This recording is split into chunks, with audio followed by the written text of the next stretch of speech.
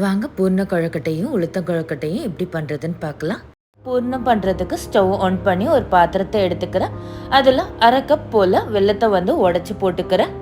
கொஞ்சமாக தண்ணி ஊற்றி வெல்லம் கரையிற வரைக்கும் வெயிட் பண்ணுவோம்.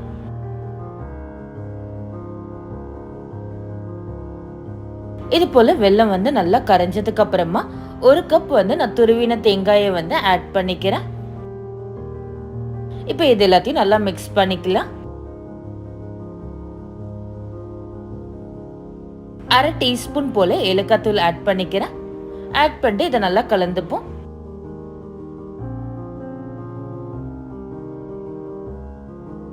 ஸ்டவ்வை வந்து மீடியம் ஃப்ளேம்லயே வச்சுக்கலாம்.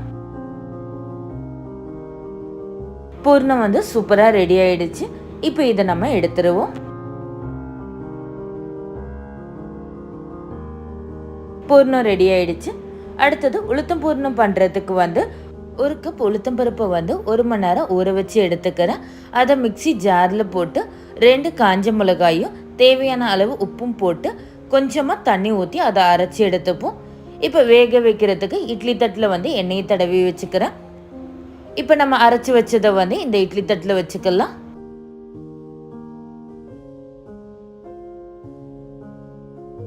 இப்போ இதை வந்து ஒரு லிட் போட்டு க்ளோஸ் பண்ணி வச்சுப்போம்.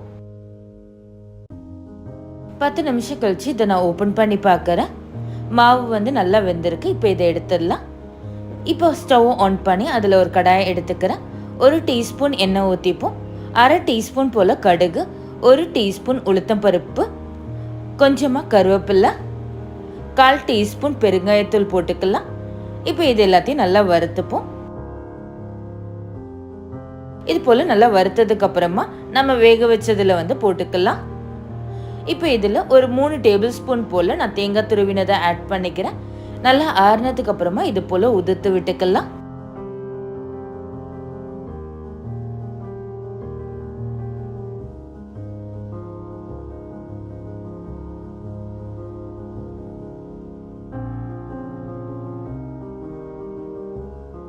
இது போல் நல்லா உதிர்த்து விட்டதுக்கு அப்புறமா இதை சின்ன சின்ன உருண்டையாக உருட்டி எடுத்துக்கலாம்.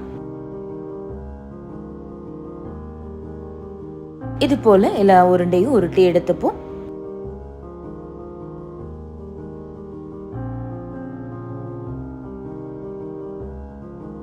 அடுத்தது கொழுக்கட்டைக்கான மேல் மாவு ரெடி பண்ணுறதுக்கு அரிசியை 1 மணி நேரம் போல் ஊற வச்சுருக்கேன். அது நல்லா ஊறினதுக்கு அப்புறமா ஒரு மிக்சி ஜாரில் போட்டு நல்லா நைஸாக அரைச்சி எடுத்துப்போம். அதுக்கப்புறமா தண்ணியை ஊற்றி அதை நல்லா நீர்க்க கரைச்சி எடுத்துக்கலாம். இப்போ ஸ்டவ் ஆன் பண்ணி அதில் ஒரு பாத்திரத்தை எடுத்துக்கிறேன். இதில் 2 டேபிள் ஸ்பூன் போல் நல்லெண்ணெயை ஊற்றிக்கலாம். அதில் நம்ம கரைச்சி வச்சுருக்கிற மாவை வந்து ஊற்றிப்போம்.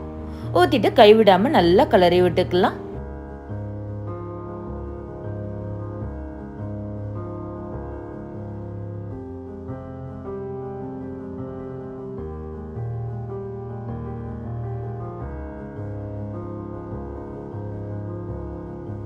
இது போல் மாவு வந்து நல்லா திரண்டுட்டு வரும். மாவு வந்து சூப்பராக ரெடி ஆகிருக்கு. இப்போ இதில் வந்து கையால் மாவை தொட்டு பார்த்தோன்னா கையில் வந்து மாவு ஒட்டக்கூடாது. இப்போ இதை எடுத்துடலாம். இது நல்லா ஆறுனதுக்கு அப்புறமா நல்லெண்ணெய் ஊற்றி நல்லா அழுத்தி பிசைஞ்சுப்போம். இதை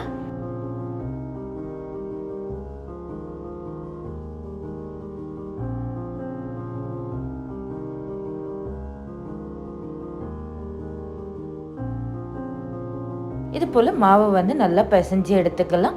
இப்போ இது வந்து சின்ன சின்ன உருண்டையாக உருட்டி எடுத்துக்கலாம்.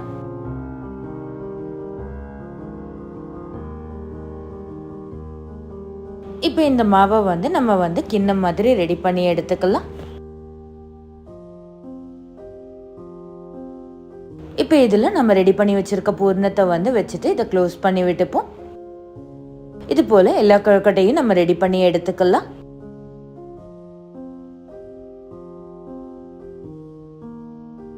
இது போல் பூர்ண கொழுக்கட்டையை வந்து நம்ம ரெடி பண்ணி எடுத்துப்போம். அடுத்தது உளுத்தம் பூர்ண கொழுக்கட்டை பண்ணுறதுக்கு இதே போல் மாவை வந்து கொஞ்சம் பெருசாக உருட்டி எடுத்துக்கலாம்.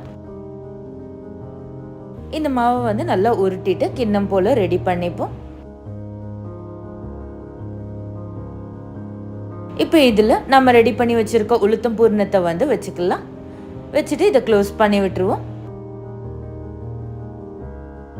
இதே போல் நம்ம எல்லா கொழுக்கட்டையும் நம்ம ரெடி பண்ணி எடுத்துக்கலாம்.